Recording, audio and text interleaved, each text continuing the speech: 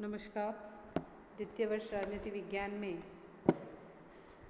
8th paper Bharat में लोक प्रशासन में हम बजट के बारे में पढ़ रहे थे। पढ़ना शुरू करेंगे। आज हम वित्त प्रशासन के बारे में पढ़ रहे हैं। तो मैं doctor Gayatri, SPC government college Ajmer, assistant professor political science. तो बजट के बारे में बात करें तो वित्त प्रशासन का जीवन रक्त है बजट।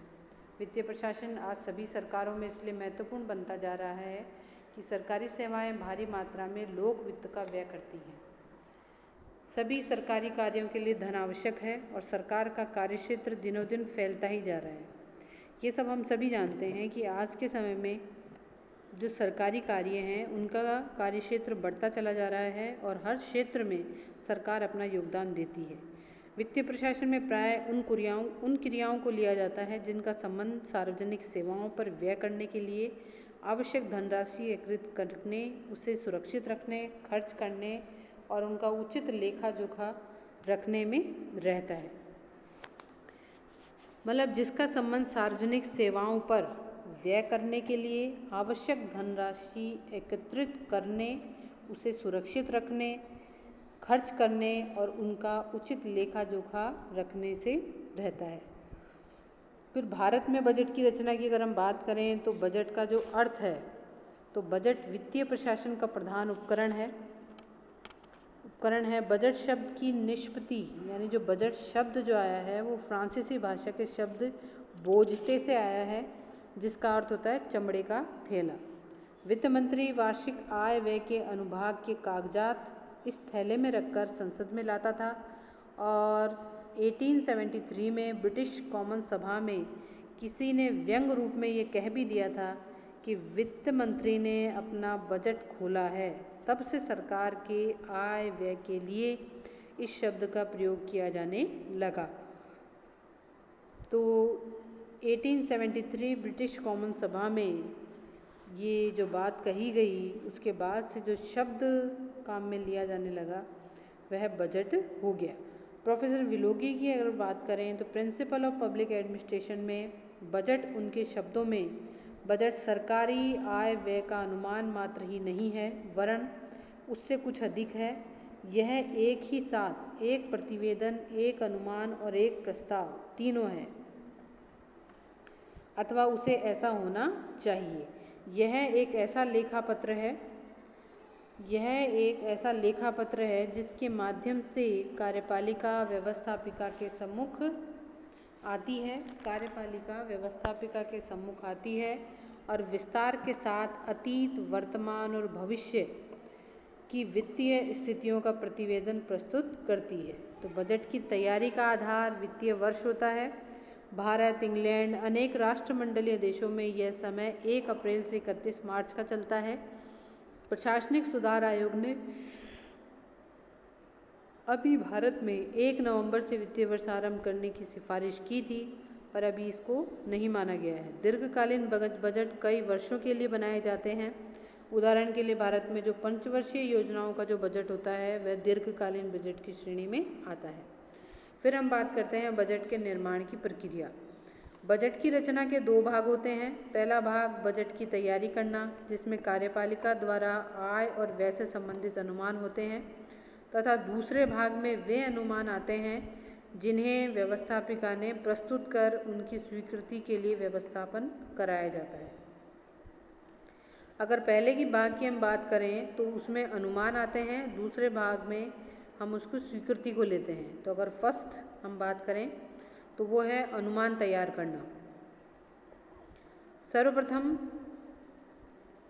सर्वप्रथम कार्यपालिका वित्तीय नीति निर्धारित करती है। तदुपरांत बजट के सभी अनुमान इसी नीति के प्रकाश में तैयार किए जाते हैं। भारत में वित्त मंत्रालय, विभिन्न प्रशासकीय मंत्रालय, अधीनस्थ कार्यालय, योजना आयोग तथा नियंत्रक और महालेखा परीक्षक आदि अनेक अभिकरण बजट की तैयारी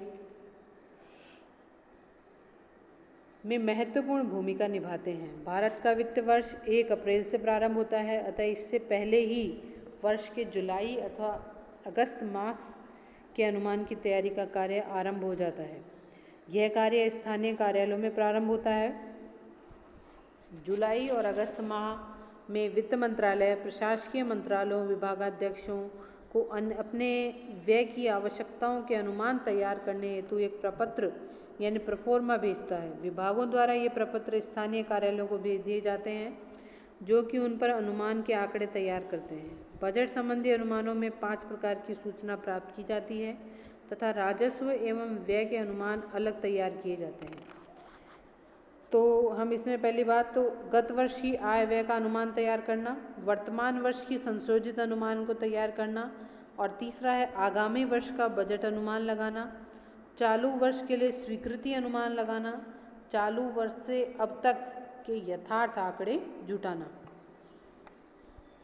फिर एक मैंने आपको यहाँ पे एक टेबल भी बताई है जिस टेबल में विनियोग का शीर्षक और उपशीर्षक है, फिर पिछले वर्ष की वास्तविक आय, फिर वर्तमान वर्ष की वार्षिक आय, वर्तमान वित्तीय वर्ष की संशोधित आय मतलब आपने क्या चेंज किया है, आगामी वर्ष की अनुमानित आय, फिर घटी और बढ़ी का विवरण ये इसमें दिया जाता है। तो विभागाध्यक्षों द्वारा इन अनुमानों का सूक्ष्म निरीक्षण तथा पूर्वावलोकन किए जाने के पश्चात प्रशासकीय मंत्रालय अपने विभागों के सभी अनुमानों को एकत्रित कर नवंबर के मध्य तक वित्त मंत्रालय को प्रेषित कर देते हैं।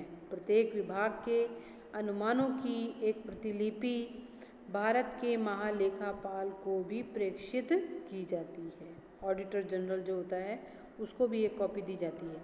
वह विभिन्न मदों की जांच करता है और यह देखता है कि अनुमानों में केवल स्वीकृत प्रभार ही सम्मिलित किए गए हैं। वह प्रशासकीय मंत्रालयों के अनुमानों के बारे में अपनी टिप्पणी वित्त मंत्रालय के सम्मुख प्रस्तुत करता है। तो अगर हम देखा जाए तो हम इसको 3 भागों में बांट सकते हैं। सबसे पहला भाग जो था वो था अनुमान तैयार करना। अनुमान तैयार करने में सबसे पहली जो चीज़ है कि आय व्यय का अनुमान निकालना, ये जो हमने टेबल दी है उसके अनुसार। फिर विभागाध्यक्षों द्वारा विभागों के अनुमान तैयार करके नवंबर माह तक वित्त मंत्रालय को प्रेषित करना, महालेखापाल को भी एक कॉपी देना। फिर उसके पश्चात जो है महालेखापाल इसमें मदों को जांचेगा। उसके पश्चात अनुमानों को स्वीकृत करने के पश्चात स्वीकृत प्रभाव सम्मिलित किए गए हैं, अपनी टिप्पणियां वित्त मंत्रालय के सम्मुख प्रस्तुत करेगा महालेखापाल कि जो चेंजेस हुए हैं वो सही है या नहीं है, या जितने बताए गए हैं उनको आप सही रूप में लेंगे या नहीं लेंगे। तो इस प्रकार से हमने देखा कि जो बजट का निर्माण है, बजट का रचना है, उसमें आपसे कई बार शॉर्ट नोट में पूछ लिया जाता है कि बजट का अर्थ क्या है, बजट को परिभाषित कीजिए। तो उसमें आपको अर्थ में ये बता सकते हैं आप, जो मैंने आपको परिभाषा लिख के बताई है। उसके बाद बजट की तैयारी के अंतर्गत हम लोग बजट के निर्माण की प्रक्रिया में आते हैं, जिसमें सबसे पहला जो है वो है अनुमान तैयार करना।